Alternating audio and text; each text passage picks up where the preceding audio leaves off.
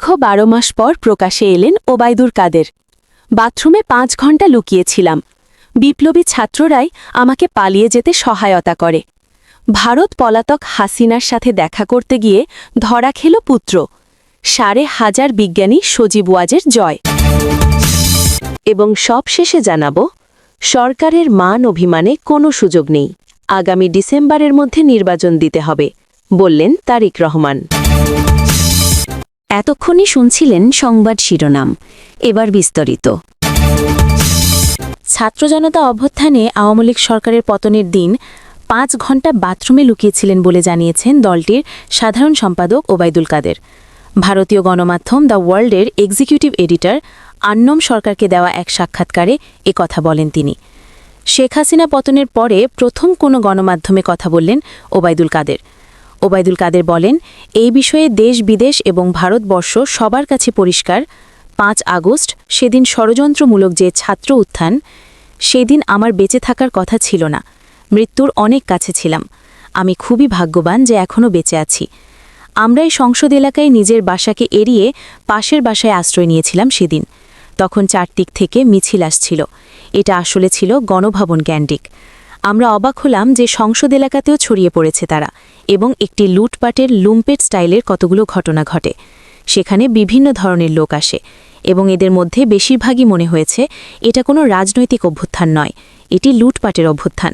তিনি বলেন, আমি যে বাসাটাতে ছিলাম তারা সেখানেও হামলা করে।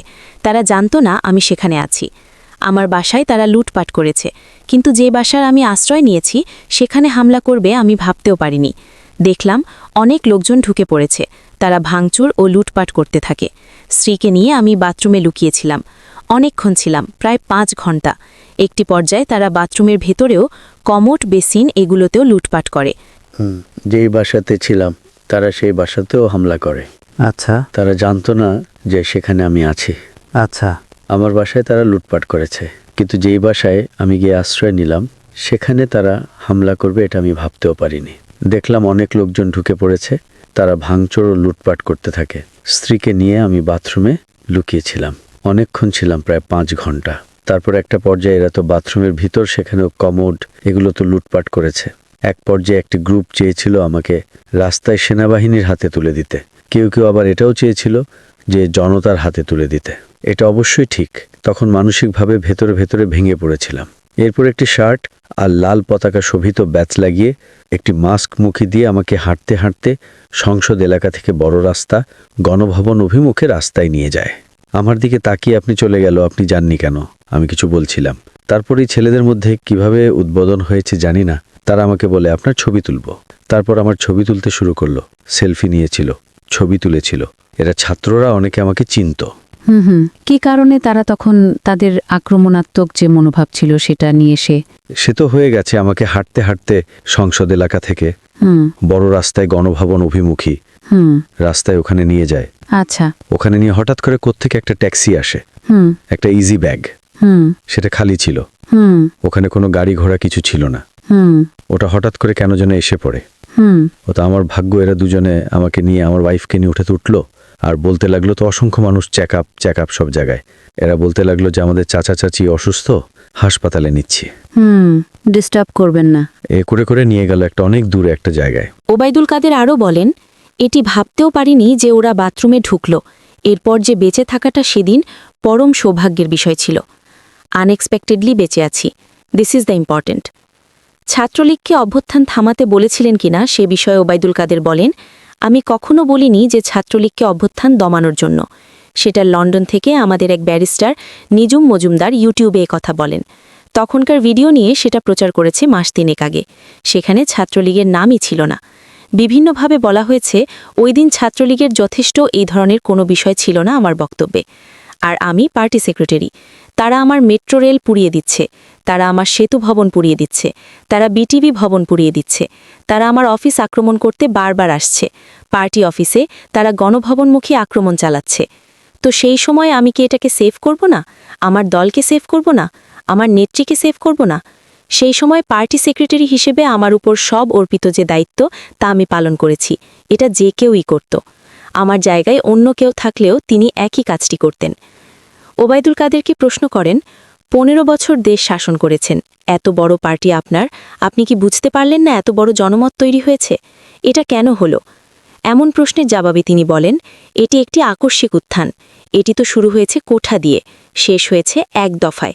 এটি একটি ষড়যন্ত্রমূলক ঘটনা, একটি বিস্ফোরক হয়েছে। এটি ইন্টেলিজেন্সের একটি ব্যর্থতা ছিল। জেনারেল সেক্রেটারি হিসেবে কোনো দায় নিচ্ছেন না এই ঘটনার? এ বিষয়ে ওবায়দুল কাদের বলেন, আমার নেত্রী যেভাবে নির্দেশনা দিয়েছেন সেভাবে আমি কাজ করেছি। এখন জেনারেল সেক্রেটারি হিসেবে আমার ভুল ত্রুটি থাকতে পারে, মানুষের ভুল হবেই। নিজের ভুল চিহ্নিত করেছেন কিনা এমন প্রশ্নের জবাবে আওয়ামী লীগের সাধারণ সম্পাদক ওবায়দুল কাদের বলেন, ভুল ত্রুটি আমারও থাকতে পারে। আমি কাজ করেছি, চাঁদাবাজি করিনি, কমিশন খাইনি, পার্সেন্টেজ নেইনি। আমার মন্ত্রণালয় এটি সবাই জানে। বাংলাদেশ আওয়ামী লীগের কমিটি গঠন করতে কমিশন নিয়ে কাউকে পদায়ন করিনি, চাঁদাবাজিও করিনি। আমি সেদিন থেকে নিজেকে একদম নির্দোষ বলে দাবি করতে পারি। আপনার সময় নির্বাচন, মানবাধিকার হরণ, মানবতা বিরোধী অপরাধ, এই সমস্ত অনেক অভিযোগ এবং অনেক দুর্নীতির বিষয় সামনে আছে। ডেফিনেটলি সব হয়তো সত্য নয়। এত বড় ঘটনার পরেও আপনারা কেন ভুল স্বীকার বা দুঃখ প্রকাশ করেননি? প্রশ্নকর্তার এসব কথার জবাবে কাদের বলেন, দেখুন, আমরা এই দেশকে যা কিছু দিয়েছি, যা কিছু করেছেন আমার নেত্রী, এটার কোনো তুলনা হয় না। এই ডেভেলপমেন্ট বাংলাদেশ কল্পনাই করা যায় না। 15 বছর আগের বাংলাদেশ আর 15 বছর পরের বাংলাদেশ দিন আর রাতের মতো তফাত। যারা দিনের আলোতে রাতের মতো অন্ধকার দেখে, যারা আমাবস্যা দেখে পূর্ণিমা, তারা তো সমালোচনা করবেই। সমালোচনার বিষয়বস্তু আমাদেরও আছে। সময় হলে দেশের মাটিতে সবকিছুর মূল্যায়ন করা হবে। অনেকেই বলেছেন আপনি দীর্ঘদিন নীরব ছিলেন, বলা হচ্ছে আপনার ভুল ত্রুটির কারণে আপনাকে চুপ থাকতে বলা হয়েছিল, কাইন্ড অফ পানিশমেন্ট আর কি। জবাবে কাদের বলেন, কিছু লোক আছে যারা এসব বলে শান্তি পায়, তাদের এটাই একটি সহানুভূতি আছে। আমাকে 3-3 বার সেক্রেটারি করল, এটা তো অনেকের পছন্দ হওয়ার কথা না। আমাদের মতো পার্টিতে এই ধরনের প্রতিযোগিতা ছিল, এটা এখনও আছে। আমি যখন হয়েছি তখনও ছিল, কাজে এটা অসম্ভব কোনো কিছু না। এটা আমাদের মতো দেশে মাল্টি পার্টি সিস্টেম। এখানে আওয়ামী লীগের মতো মাল্টি ক্লাস অর্গানাইজেশন, এখানে দলের অভ্যন্তরেও প্রতিযোগিতা, ফলে এ ধরনের কিছু আনফ্রেন্সড ঘটনা ঘটতেই পারে। আপনার নীরবতা তাহলে কারণটা কি ছিল? কাদের বলেন, আমাকে নেত্রী নিজেই খুঁজেছেন এবং উনি সবচেয়ে বেশি উদ্বেগ ছিলেন আমার অসুস্থতার।